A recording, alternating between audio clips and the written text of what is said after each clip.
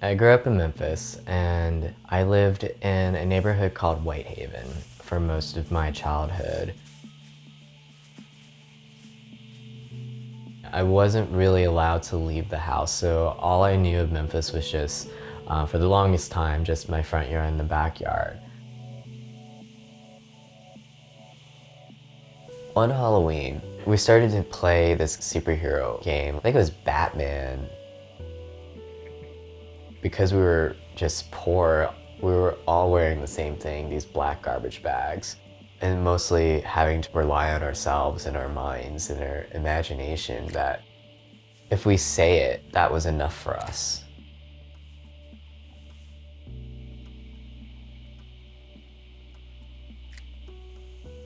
There was like this kind of weird permission my family gave me. It was like, it's okay to assimilate, that if you need to learn English, that's great. You don't have to hold on to the past and maintaining speaking Chinese with us. It was them letting me go.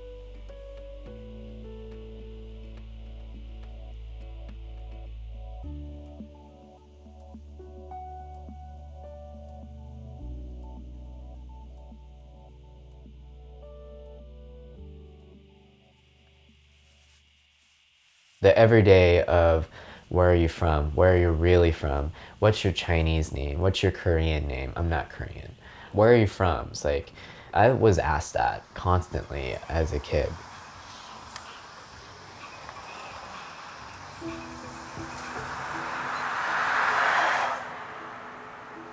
Some people joke that we chose Memphis because of Elvis or because of a similar climate.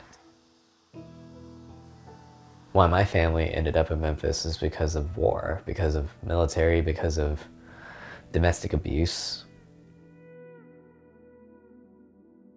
My family started arriving in the 90s where Memphis started sponsoring Vietnamese refugees. Hey, Grandpa. Hearing my grandmother just scream for no reason in the middle of the night because a firework got set off, or the news of the Oklahoma City bombing is like something that is very familiar imagery for them.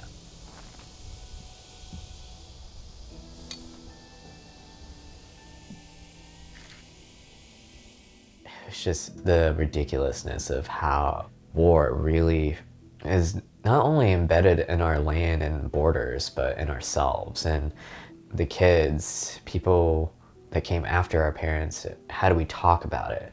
How do we live with it at the same time?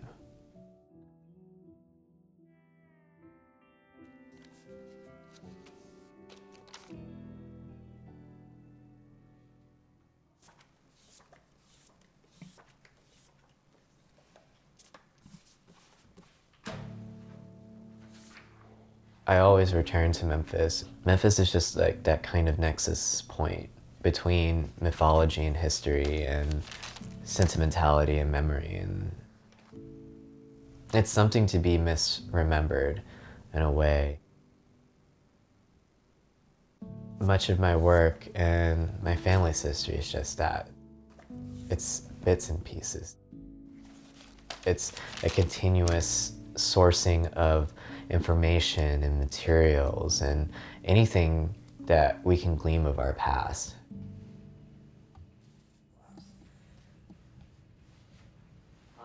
Is it okay if we take your socks off?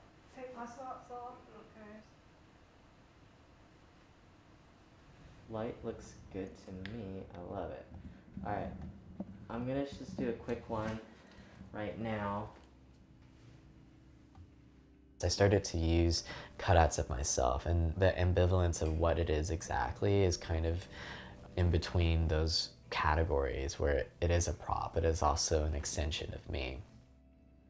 I'm gonna turn your head slightly to your right.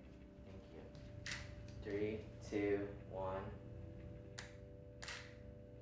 It is kind of a reflection of that fragmentation, not of picking up bits and pieces of my family's histories, but the materials that present themselves and the connections that come through. They are very improvised and come from my biography.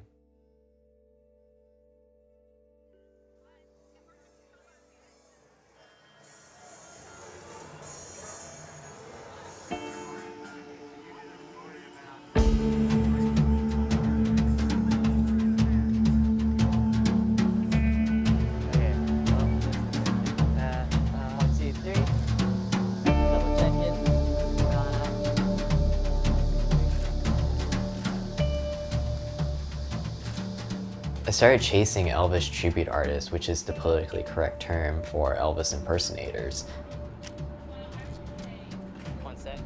It's beyond this kind of impersonation and imitation. It becomes transcendent.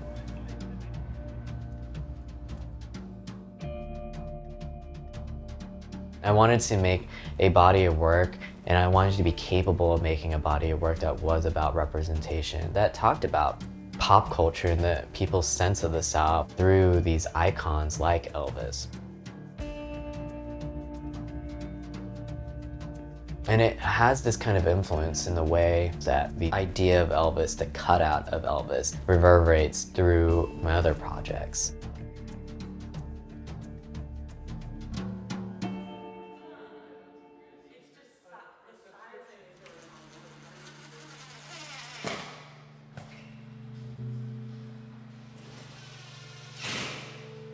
I think a lot about that photograph commemorating the railroad and how they pushed a lot of the laborers, and especially the Chinese laborers, out of the picture. And that kind of invisibility has reverberated throughout photographic history.